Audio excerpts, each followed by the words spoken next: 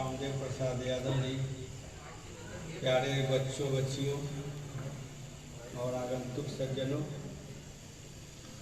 बहुत ही हर्ष का विषय है कि इस पिछड़ रहे समाज में एक ज्योति आज जली है और international workshop on yoga and nature cure college of commerce में आयोजित किया गया है और आप लोगों ने भाग लिया इसमें तहे दिल से। इसके लिए आप सबों को धन्यवाद।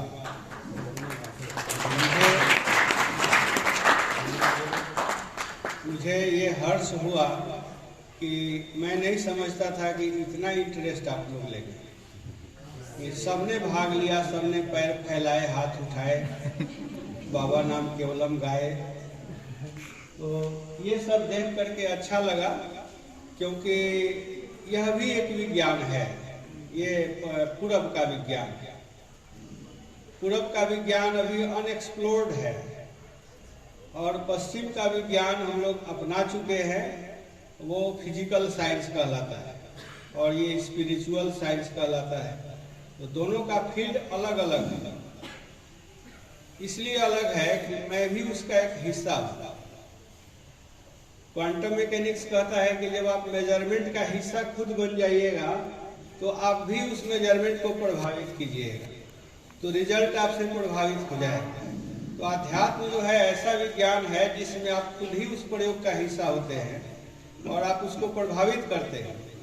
तो इसलिए आपके विचार को दबाने के लिए या खत्म करने के लिए अभ्यास कराया जाता है कि तुम सोचना बंद कर दो और तब अनुभव करो कि क्या होगा। जब जब आप सोचते हैं तब तब आप रिजल्ट को प्रभावित कर देते हैं। चाहे मंत्र से सोचे, चाहे किसी चीज से सोचे, तो मन जहाँ पर रुक जाता है, सोचना जहाँ बंद हो जाता है, सोचना बंद होता है, ये अनुभव किसी को होता है। वही वह जिस समय आप कुछ नहीं सोच रहे हैं, इसको जो जान रहा है वही वह है, वही अध्यात्म। तो इसको गीता में क्षेत्र और क्षेत्रज्ञ कहा गया है।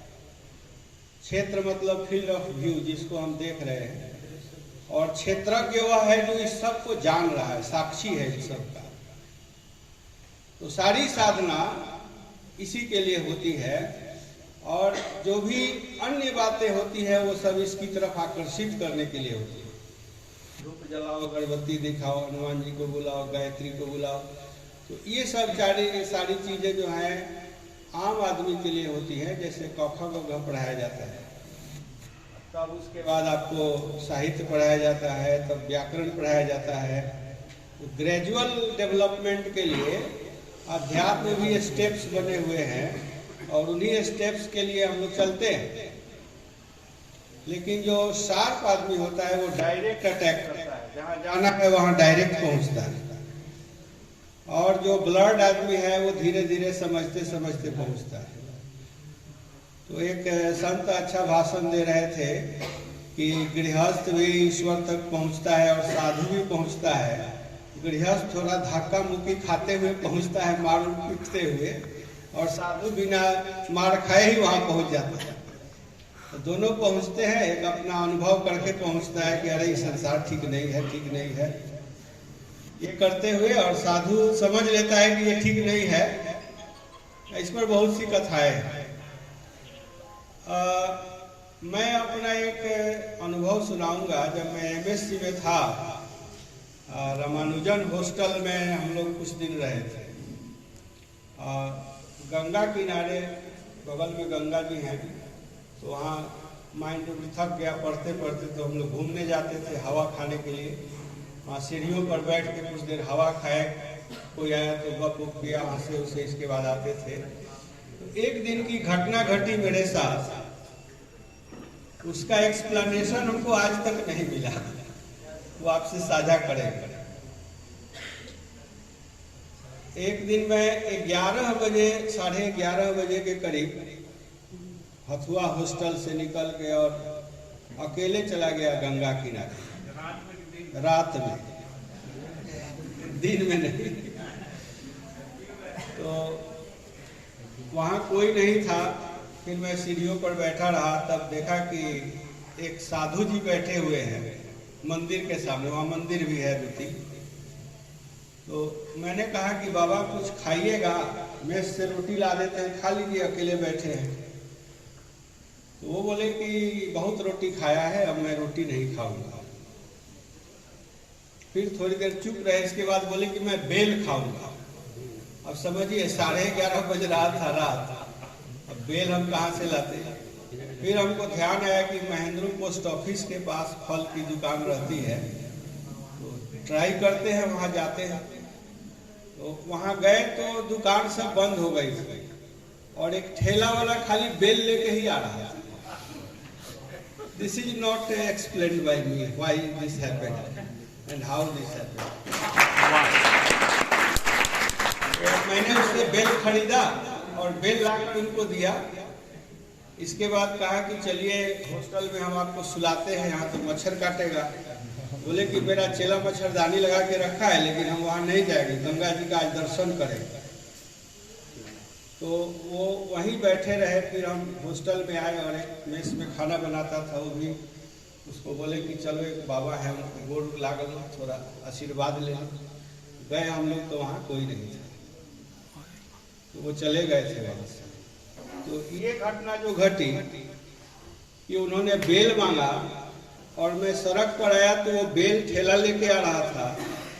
इन दोनों का कोइंसिडेंस इनएक्सप्लेसिबल है क्या। तो इससे हमको लगा कि हम लोग अभी कुछ पीछे है साइंस में पढ़ते हुए भी। इधर का कोई नॉलेज है जो वहाँ तक अभी हम लोग नहीं पहुँच पाए हैं, और यहाँ के लोग पहुँच गए हैं, जो लोग साधना करते हैं वो पहुँच गए हैं। और हो सकता है कि ये अलग साइंस का मेथड है ना। सब चीज एक ही मेथड से हो ऐसा जरूरी नहीं है। तो साइंस के मेथड से होता है, उसको साइंटिफिक मेथड कहते हैं। ऑब्जर्वेशन, एक्सपेरिमेंटेशन और लॉ फॉर्मुलेशन, 3 स्टेज से जो गुजरता है वो साइंटिफिक मेथड है। और इधर में है कि सब चीज छोड़ते जाओ, कुछ सोचना नहीं है, कुछ करना नहीं है। जब सब चीज करना बंद कर दोगे तो रिजल्ट आ जाएगा। तो इसका उल्टा मेथड है, साइंस में ये फिट नहीं बैठता है। तो हम ये कह सकते हैं कि ये दूसरा मेथड है साइंस का। एक व्यापक साइंस है, उसके 2 भाग हैं, जो एक फिजिकल साइंस है और एक स्पिरिचुअल साइंस। तो मैं इतना ही कहूँगा कि कंसंट्रेशन बढ़ाने के लिए फिजिकल साइंस की तरफ से भी देखें तो विद्यार्थी के लिए जरूरी होता है कंसंट्रेशन, क्योंकि इस समय उसका जो माइंड है वो तरह तरह की चीज़ों को सीखने के लिए तत्पर रहता है। और इसलिए कुछ ऐसी चीज़ें भी हम लोग सीखते हैं जिसकी ज़रूरत नहीं है, या जो हमारे शक्ति को इधर उधर भटकाता है। तो उन चीज़ों से बचने के लिए कंसंट्रेशन की आवश्यकता पड़ती है। तो देखिए, हम लोग 6ठा क्लास में थे तभी शिवानंद का एक किताब पढ़े थे, उसी से इसमें रुचि हुई थी। मैं लाइब्रेरी का इंचार्ज था 6ठा क्लास में, और उस समय दोपहर में मैं लाइब्रेरी में ही सो जाता था, धूप के कारण। शाम में घर जाता था, तो दोपहर में सोए तो कुछ देर सोए, इसके बाद क्या करना है, तो जितना किताब रखा हुआ है सब ढूंढते रहते थे, पढ़ते रहते थे। उसमें शिवानंद स्वामी की किताब पढ़ी मैंने। उसी समय से अध्यात्म के बारे में थोड़ा सा आइडिया होने लगा कि ये सब क्या चीज़ है। रिसर्च में हम लोग लगे, what is all this about, लेकिन अभी तक कुछ मिला नहीं है। कुछ कुछ अनुभव हुआ है जिससे लगता है कि गलत जो हम आउटराइट रिजेक्ट कर देते थे वो सब नहीं है, कुछ न कुछ है। इसलिए आप लोग भी विश्वास करके लग सकते हैं, और अपने काम भर तो जरूर लगना चाहिए, जिससे आपका कंसंट्रेशन पावर बढ़ जाए। उससे क्या होगा कि आप तुरंत कोई चीज पढ़ लीजिएगा। जैसे आपको लगेगा कि एक बार शुरू करते हैं तो 3 सेंटेंस पढ़ जा रहे हैं तुरंत। भास्कर जी बहुत जल्दी पढ़ जाते हैं। कंसंट्रेशन से ये होता है। जिसका कंसंट्रेशन नहीं हो एक वर्ड पढ़ेगा, जो कंसंट्रेट हो गया उसका माइंड भागेगा, साफ भागता है, यहाँ से वहां तक तुरंत पढ़ लेता है। तो इससे क्या होता है कि आप जल्द को समझ जाते हैं। तो कंसंट्रेशन जरूरी है और उसके लिए मेडिटेशन के लिए बाहरी शरीर को स्वस्थ रखना, यम नियम आसन प्राणायाम प्रत्याहार धारणा ध्यान समाधि योग के ये सब बहिरंग और अंतरंग 2 प्रकार के अंग हैं योग के। तो स्वामी जी अभी जो बता रहे हैं वो सब मिला के बता रहे हैं, प्रैक्टिकल अप्रोच उसका दे रहे हैं। कुछ देर ये कराया, कुछ देर वो कराया, सब कराते हुए। और मुझे खुशी है कि आपके सिलेबस में CBCS सिलेबस में भी योग शामिल हो गया है।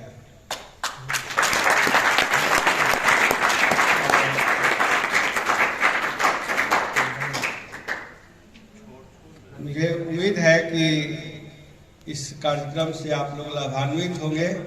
धन्यवाद।